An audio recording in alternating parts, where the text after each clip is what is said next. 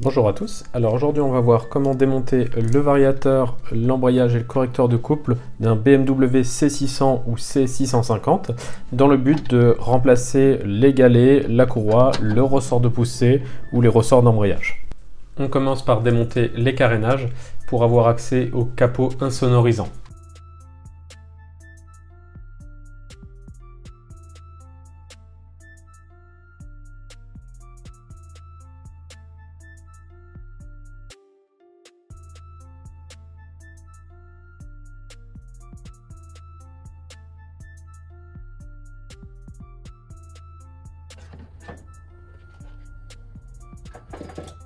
On continue en dévissant toutes les vis du couvercle de variateur pour pouvoir le déposer.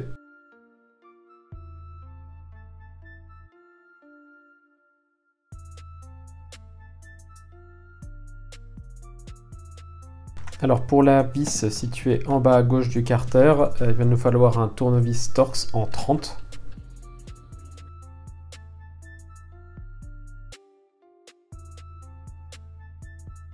On peut maintenant retirer le couvercle. Alors il va falloir relever la patte sur les deux écrous.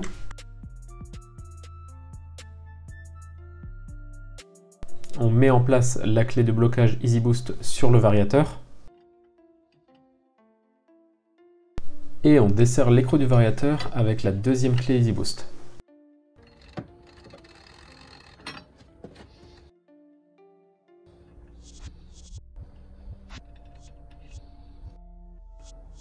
On peut maintenant retirer la clé et le variateur.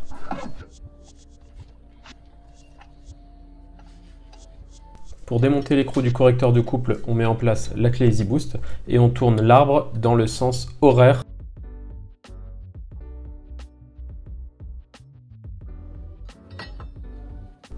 On dévisse l'écrou et on retire la rondelle de sécurité.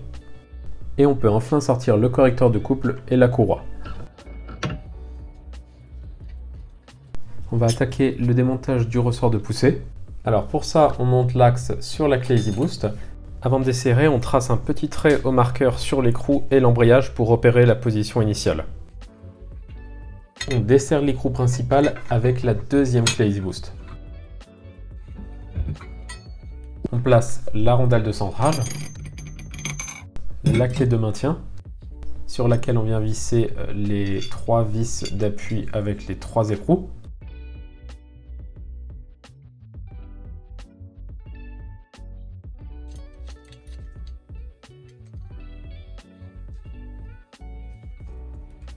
On la glisse sur l'axe.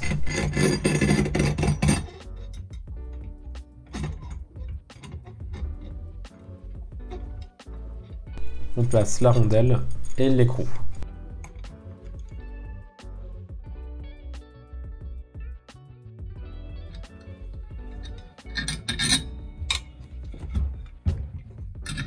On serre légèrement l'écrou mais sans forcer pour maintenir une petite compression sur l'embrayage.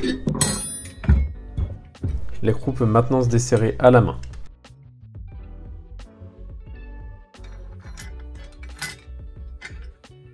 Il ne reste plus qu'à dévisser l'écrou pour libérer le ressort de poussée afin de pouvoir le contrôler et le remplacer si nécessaire. L'embrayage est à remplacer lorsque la hauteur des garnitures est inférieure à 2,5 mm.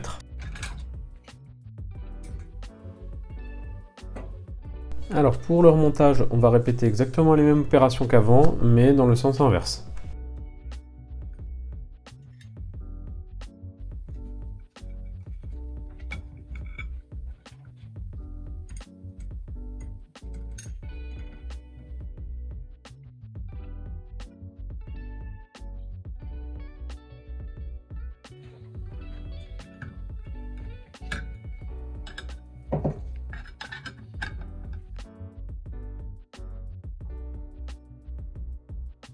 On prend soin de bien positionner l'embrayage en face du correcteur de couple pour ne pas abîmer le filetage.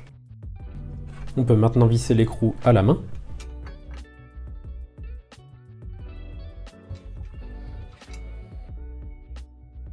On dévisse l'écrou pour retirer la clé.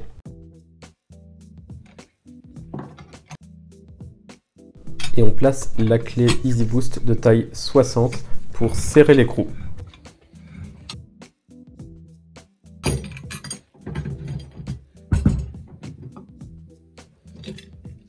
On retire les 3 vis de pression avec les 3 écrous.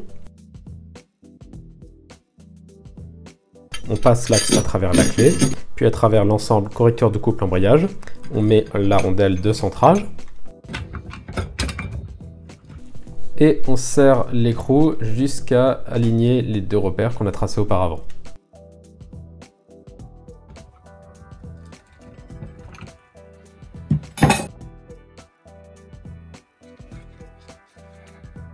On va maintenant pouvoir remonter le correcteur de couple et la courroie. Alors on fait attention au sens de montage, les flèches indiquent le sens de rotation.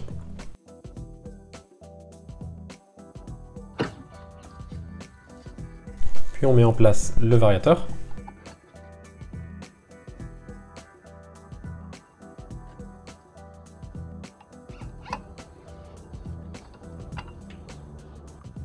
La petite entretoise et la rondelle de sécurité.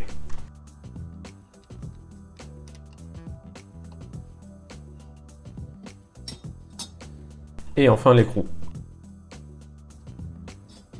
On place la clé de blocage Easy Boost sur le variateur. Et on serre l'écrou avec une clé dynamométrique et une douille de 34 à un couple de 100 Nm.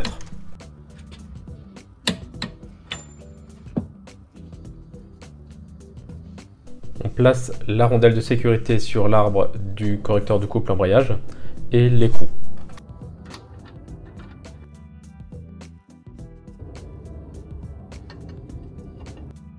On place la clé Easy Boost de 34 sur l'écrou. Alors pour pouvoir serrer au couple dans le sens anti-horaire, il va falloir faire une petite modification sur la clé dynamométrique. On dévisse les 2 vis de la tête de la clé dynamométrique. Alors en général, elles ont toutes un peu cette construction là.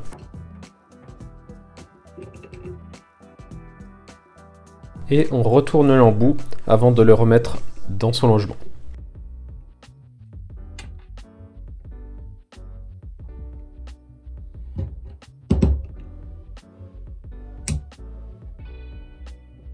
Il ne reste plus qu'à remonter la plaquette et les 2 vis.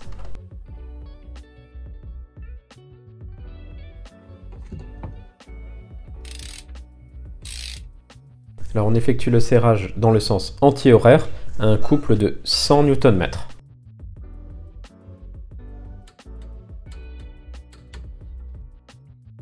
On n'oublie pas de rabattre la languette de sécurité sur l'écrou du variateur.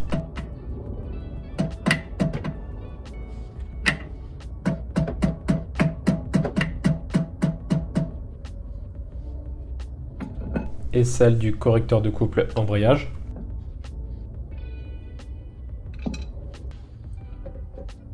On remonte le couvercle.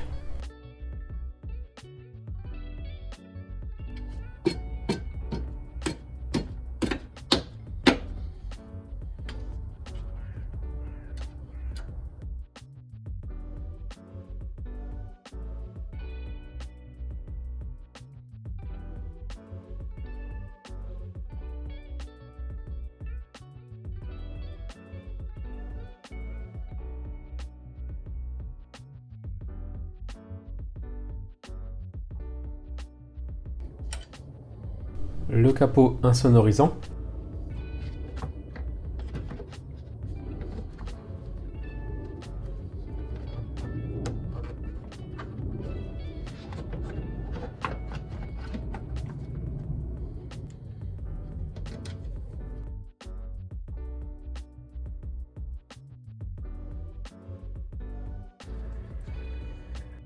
Et les autres éléments.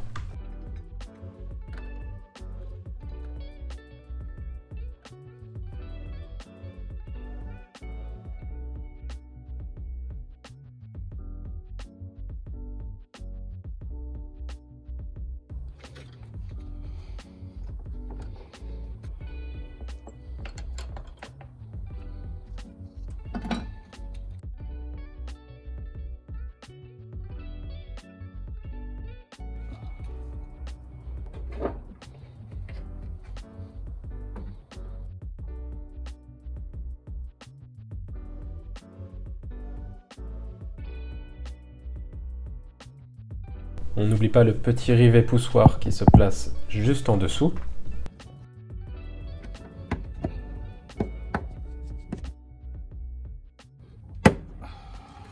Et on termine par le dernier carénage. Merci d'avoir suivi ce tutoriel.